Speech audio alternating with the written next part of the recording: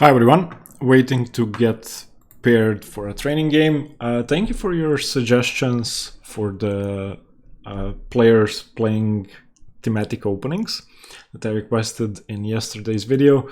Some of the suggestions are really great, and I think I'm going to do Carlsen's Sveshnikov, MVL's Najdorf, and I'm going to cover Fischer's and Kasparov's King's Indian. Although I'm extremely biased when it comes to the King's Indian. I really dislike black's positions, and I never had the courage to play it myself. So that's exactly why I think I should cover it, because I need to change my opinion of the King's Indian. It's an opening I struggle against, and yeah, that's why I think I should do it. All the other suggestions are great as well, and I'm going to try to do many of them. In fact, I think I'll do a poll in the community tab where you'll be able to vote on which player playing which opening you'd like to see first. And yeah, that's it. Another piece of news, thanks to one of my patrons, I'm going to be playing a tournament in France after all. I applied for a tournament at the end of June, so I'll be playing in about 10 days. And yeah, that's hopefully going to be great. Okay, my opponent is rated 2462.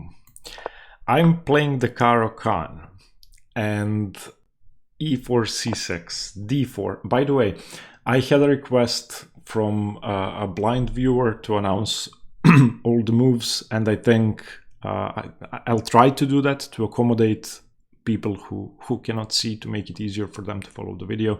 If I forget, let me know in the comments how many moves I've forgotten to announce. So e4, c6, d4, d5, e5, the advanced variation, bishop f5.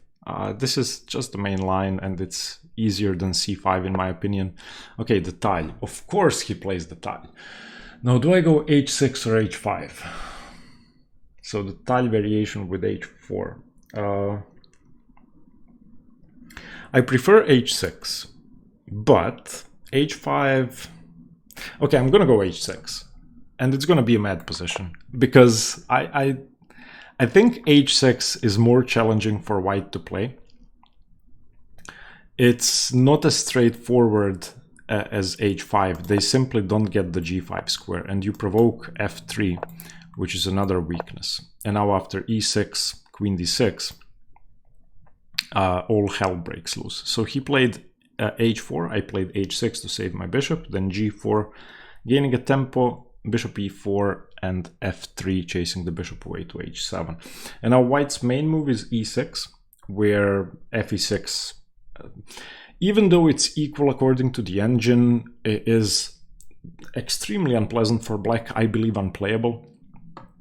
So what you do on e6 is you go queen d6, you recapture an f7 with the king, and you plan to play e5. Okay, so he did play e6, queen d6, looking at the g3 square, the downside behind playing f3. Now, very often you're not going to be jumping into g3 with the queen.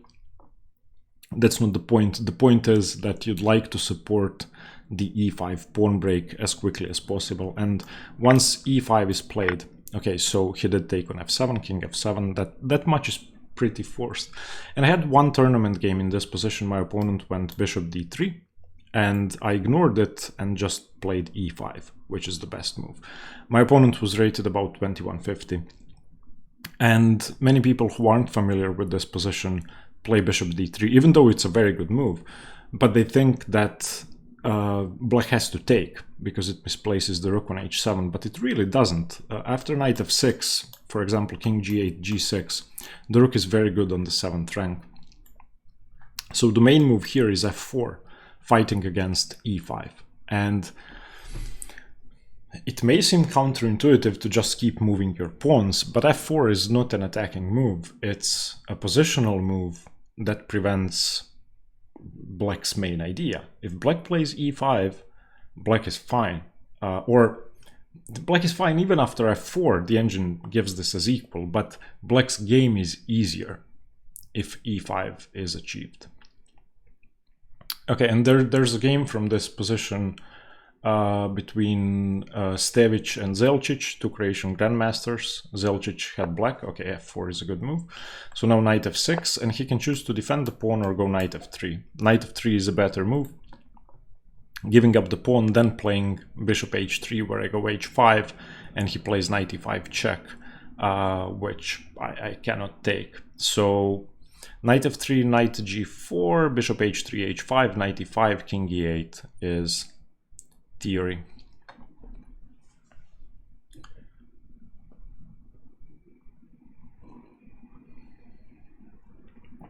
But yeah, my opponent is a high-rated player, and of course he prevents e5.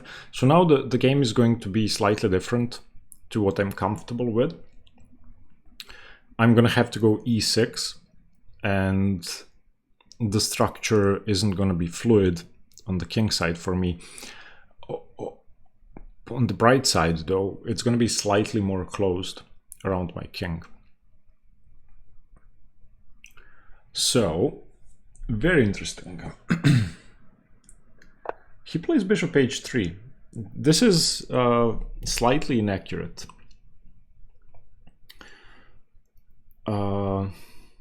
Because he doesn't get to play knight e5 that quickly. Now here I can do a couple of things. I can play e6, which is definitely a good idea. I can also play knight d7. I could play knight e4.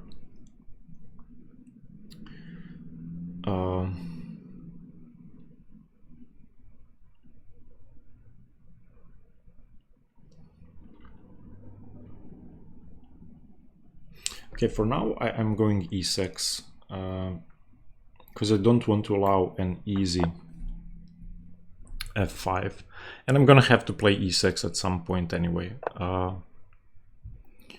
Okay, now when he plays knight e5, I'm going king g8 in this position, I think. So knight d7, knight e5, king g8,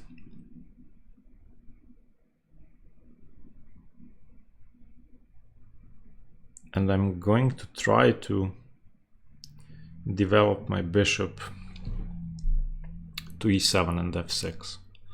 Okay, knight d7.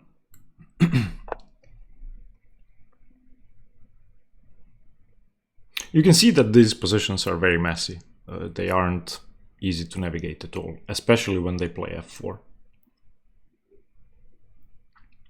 But they're fun. I think they're more fun than positions with h5, at least for black. Now I have to try and play c5 and or e5. e5 is very hard to play, of course. There's a complete bind on the e5 square.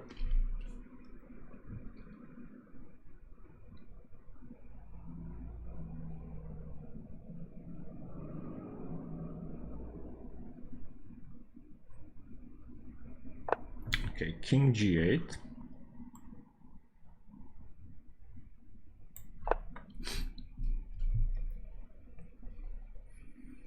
Now my rook's defended, so g5 isn't as strong. I have the e4 square for all of my pieces. And after knight e4, I can even consider taking on e5.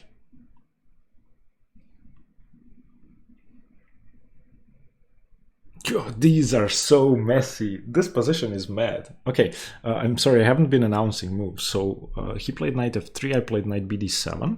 He went knight e5 check, I went king g8. So these positions are very rich. In the Tal Caro-Kann with h6, I don't think a human can understand everything.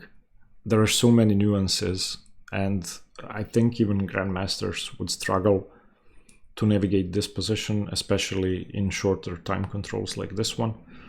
So you just blunder check and hope for the best, and try to see as much as possible.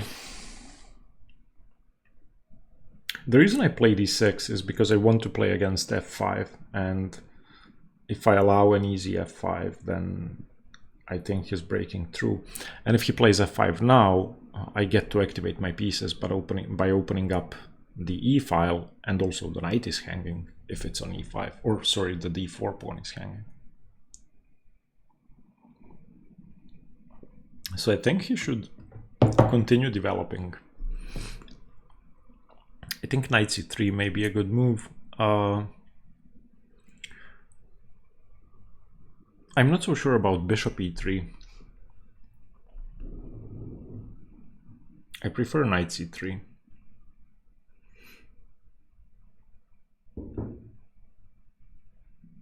And I want to go c5. But before I go c5, I wonder if I should play knight e4 to trade off the c3 knight, and then follow that up with bishop e4, where he probably plays rook g1, and oh, he plays g5 immediately.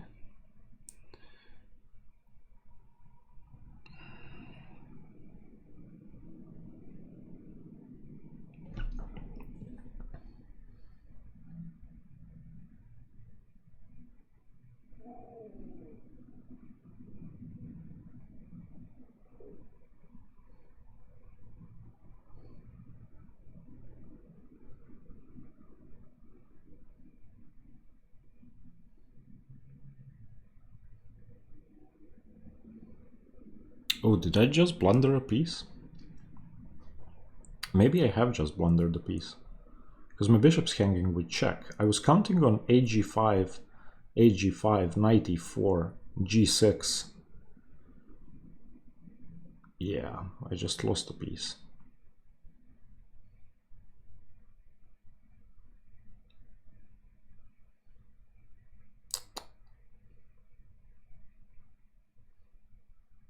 Okay.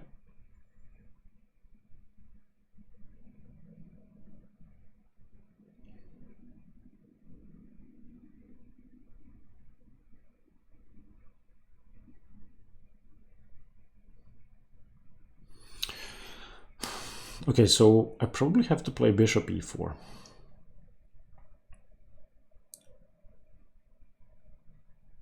So bishop e4, rook g1.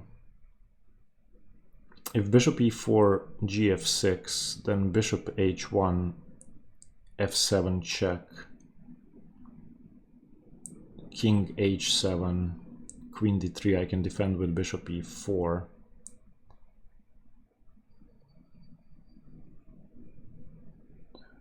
So bishop e4, rook g1.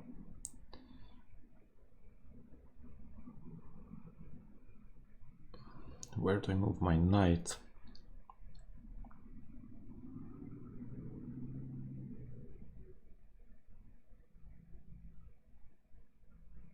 I mean, my rook is going to be hanging on h6. So bishop e4, rook g1, knight e8, g takes h6. If rook takes h6, he has f5.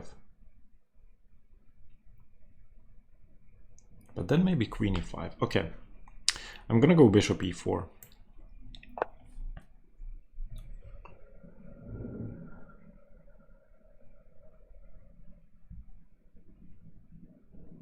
And then maybe on rook g1 I can play hg, followed by knight h5.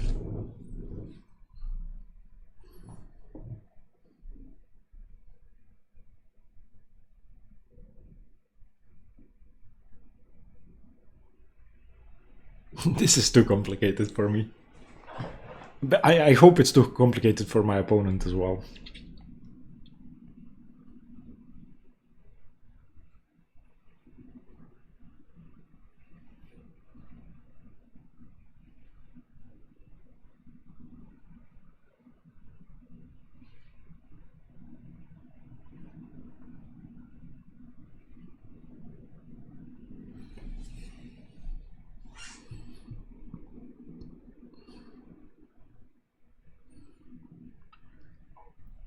Oh, if he plays rook g1, I can play hg, and then rook takes h3, because the bishop's hanging. And if he plays fg5, then I don't have to move my knight. I can take on e5.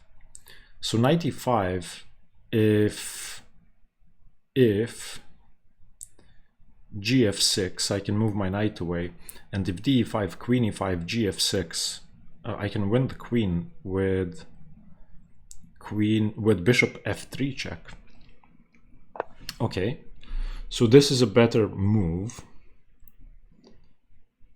So now I cannot go hg followed by knight g4 because he has bishop e6, queen e6, rook h4, queen h4. Yeah, I cannot do that.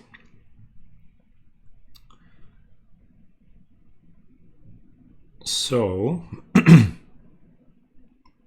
knight e8 seems to be the only move. He played rook h2. So hg, if fg, then knight e5. If hg, knight h5. But what's my knight doing on h5? I don't really want my knight on h5. So knight e8, gh6, rook h6, f5. Can I play knight e5, sacrificing an exchange? I probably can. Okay, I don't want to open up lines, so I'm gonna go knight e8.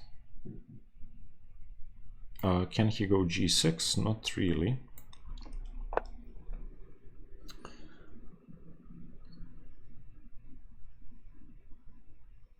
I have to get rid of this knight on e5. This knight is killing me. I'm just gonna take it if allowed. I don't care about the pawn coming to e5. The knight is completely destroying my position.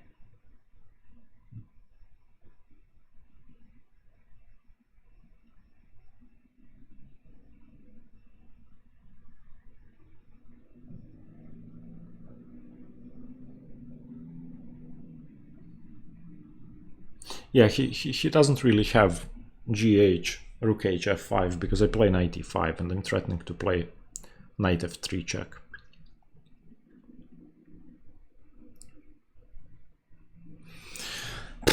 The Tal Caro-Kann is the wildest opening in my repertoire by far.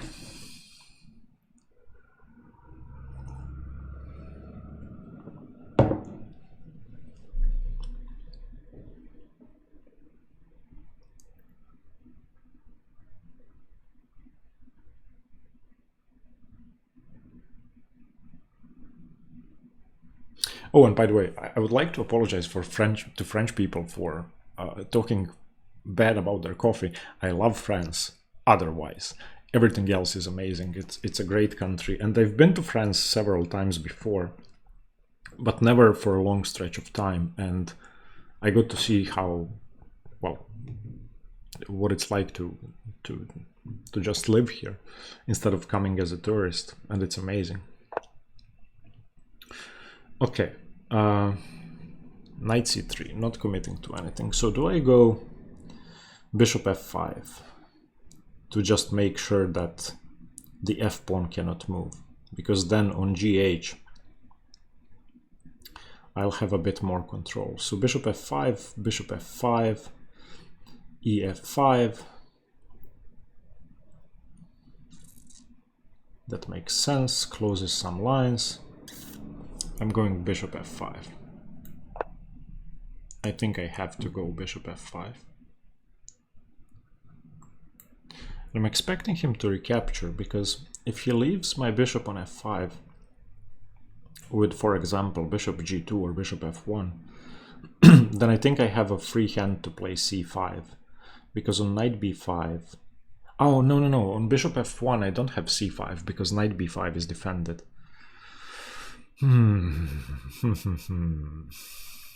Of course, I would love if he took on h6, because that would give both my knights the f6 square, and Obviously, my E8 knight is a problem piece for the moment.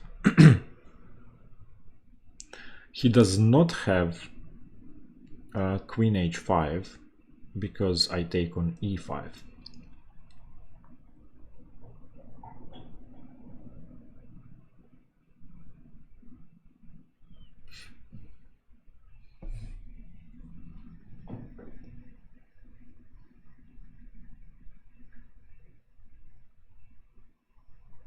And he doesn't have bishop f5, e5, knight g6 because I just take it. There's a queen on d6. My opponent has 5 minutes on the clock, so the one advantage I do have is time. So hopefully he doesn't speed up.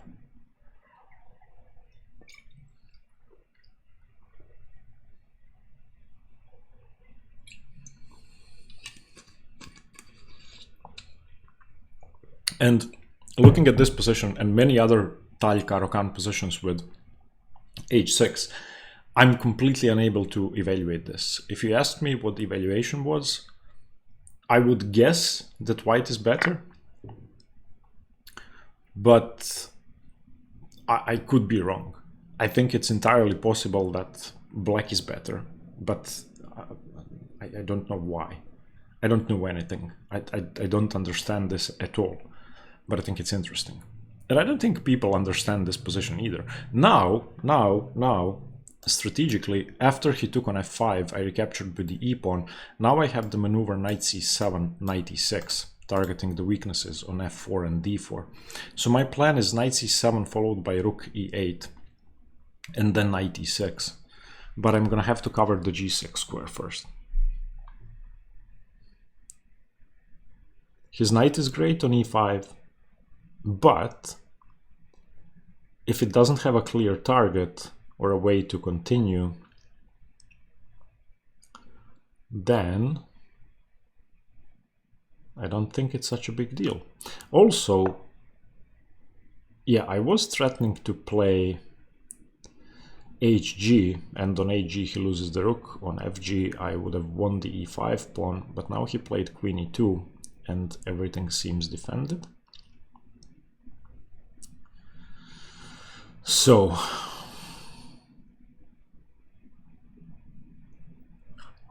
now the rook's defended, I have to continue developing. I'm gonna go knight c7 with the idea of rook e8, lining up my my rook with his queen.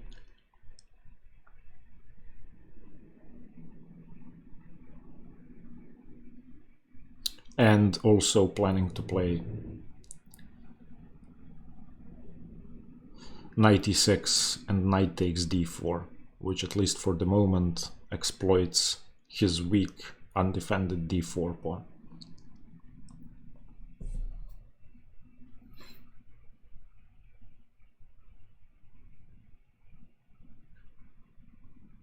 I'm actually happy the e-file has opened up. I don't have this annoying pawn on e6 that's blocking all my pieces. And I'm happy I have a pawn on f5 because f5 isn't possible. So rook h6 is always a move if he takes. He doesn't have h5 because I take on g5, and on fg5 I can take knight e5. Okay, he just continues developing, that's fine. Can I force him to concede something after I go knight e6? Knight e6, he probably plays queen d3, putting pressure on the f5 pawn.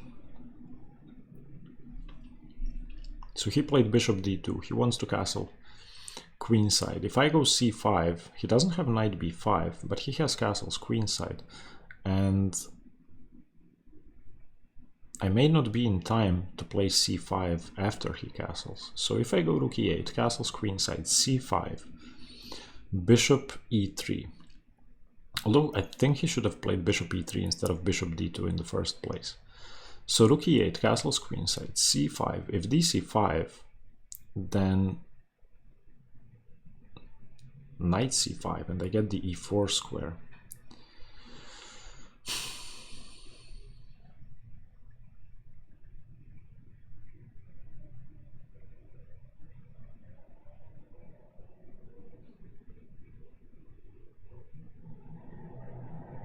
if c5 first, then he doesn't have time to castle queenside because I can take on d4.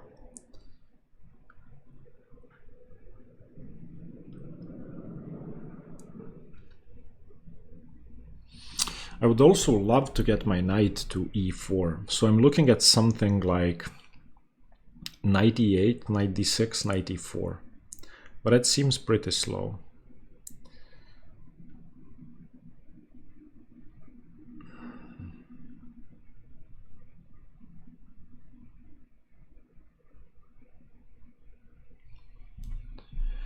He still doesn't have g6 because I take on e5 and take on g6.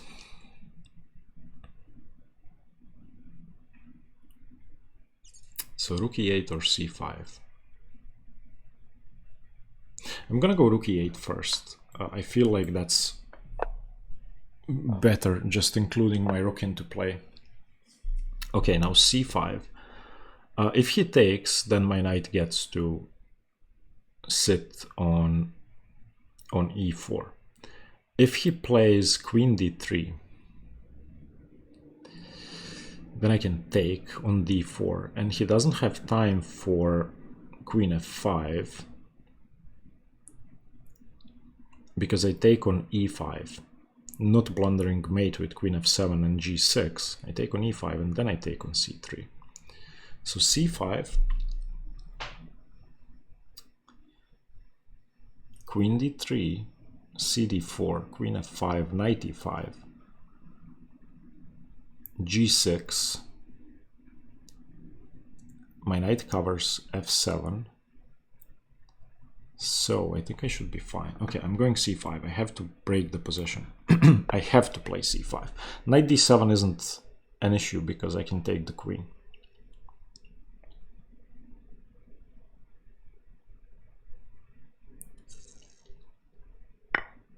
Wow, he takes on c5. I did not expect this. Okay, so knight c5. Does he have any discoveries on my rook? I don't think so, so I'm just gonna take.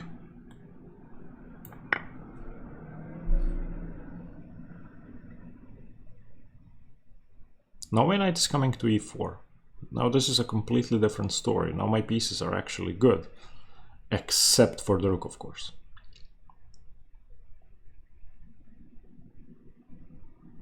The rook on h8.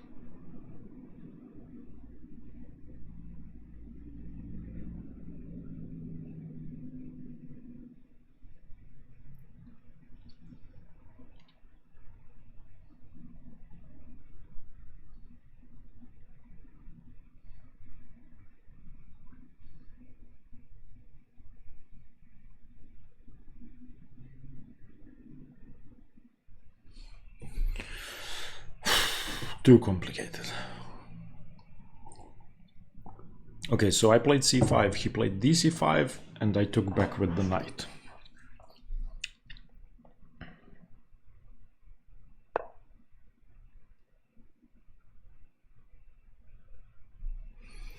Okay, this is a mate threat.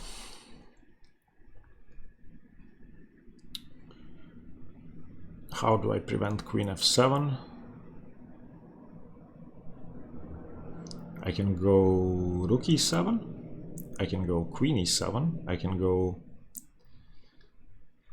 That's it, pretty much.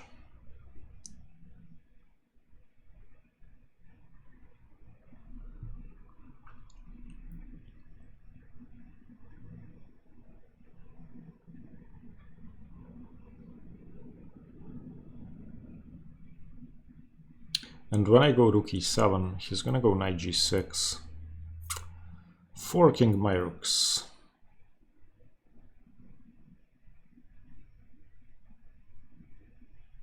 Okay.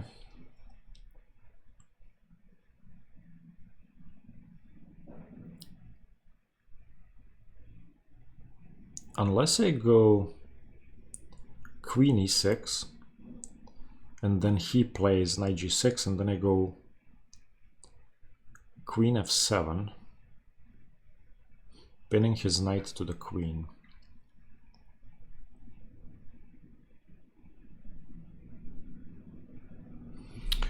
I'm gonna go queen e6. This doesn't look good. However, I don't see another way to save material.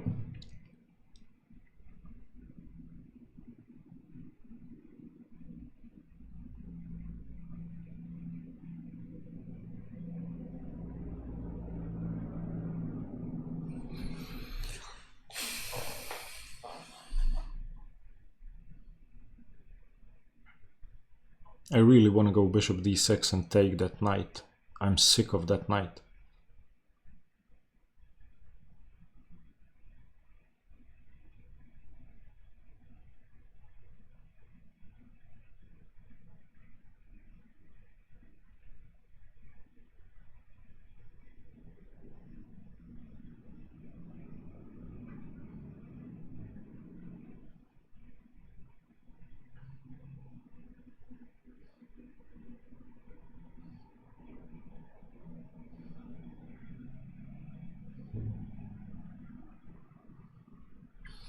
Okay, so queen e6. If he plays, oh, nice move. He's gonna play knight d4.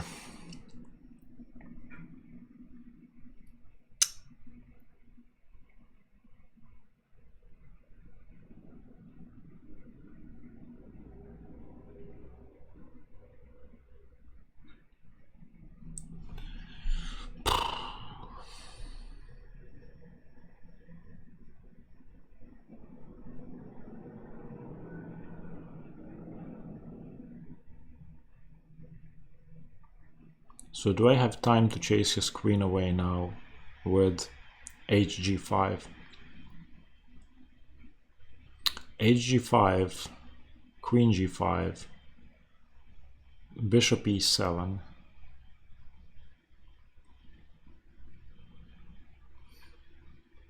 I'm gonna have to do something drastic. He played knight e2 and the knight is coming to d4 and I'm gonna lose if it comes to d4. So hg5, if queen h8, that's fine, I can just take it. If knight d4, I take the queen, he takes my queen, I'm up a rook. I'm up a knight, sorry. If queen g5, then bishop e7. Okay, I'm playing hg5, I don't see anything else.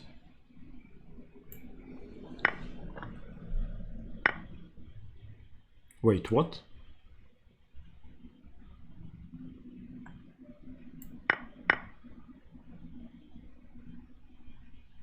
How does this work? Okay.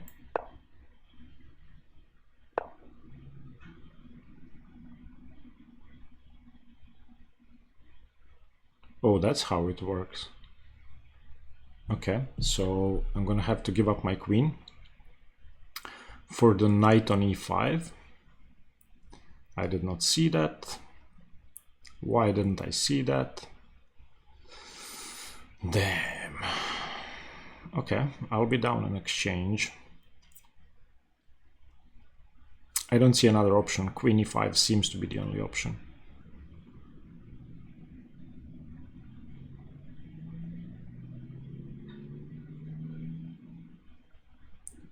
Is it the only option? I think so. I don't see anything else.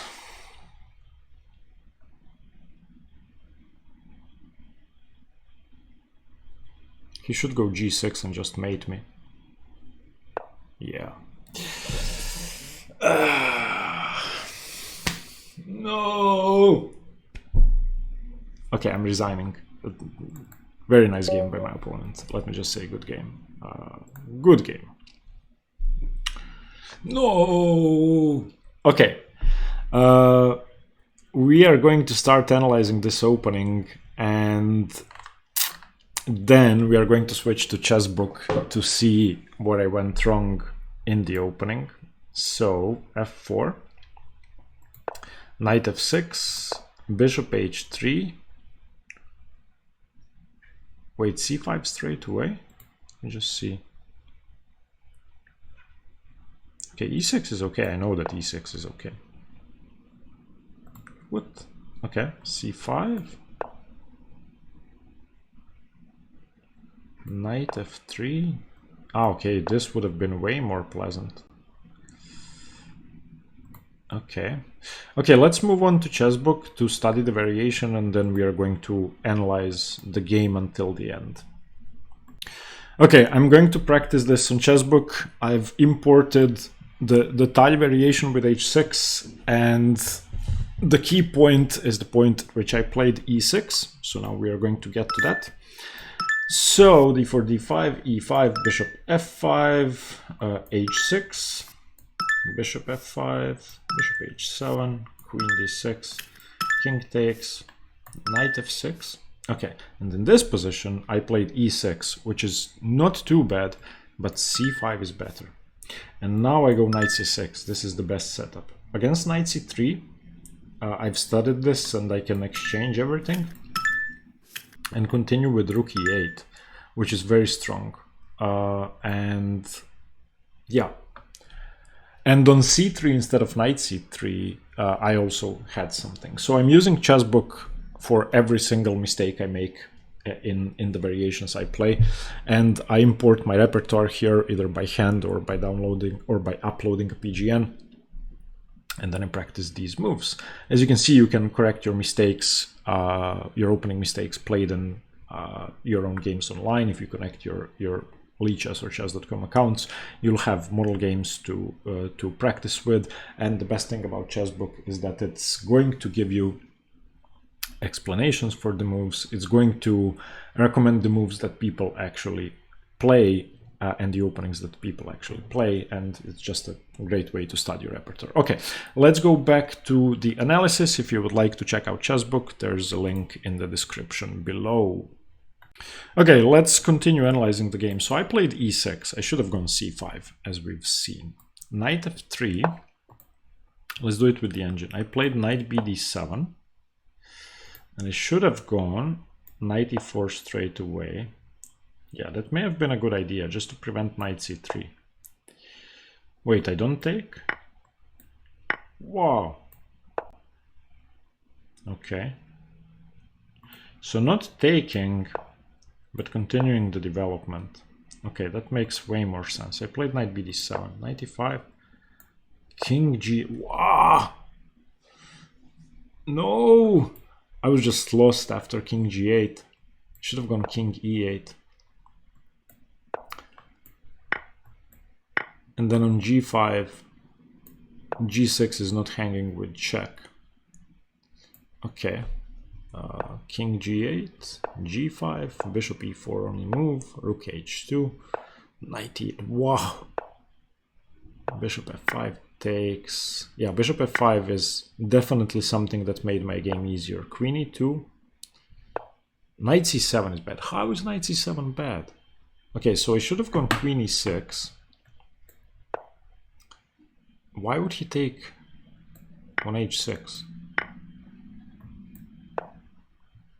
Wait, what if he just plays bishop d2 now? Ah, okay. I was afraid of g6.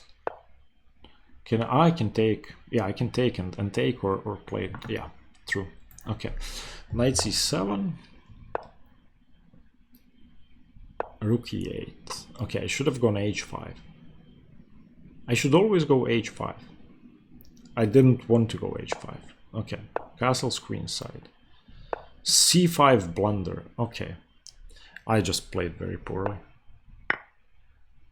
Knight takes. Queen h5. Queen e6. Yeah, knight e2. Wow.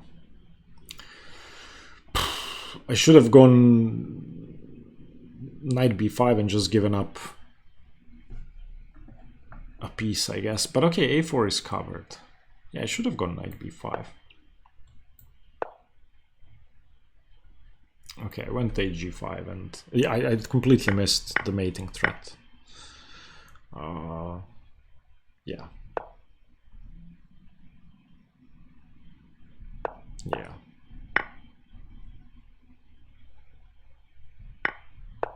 Okay. This wasn't a good game. My Caro-Kann got destroyed. I'm always unhappy when that happens, but I'm going to learn from this. learn from this too if you play the Caro-Kann. Thank you very much for watching. Stay tuned for more chess. Bye bye.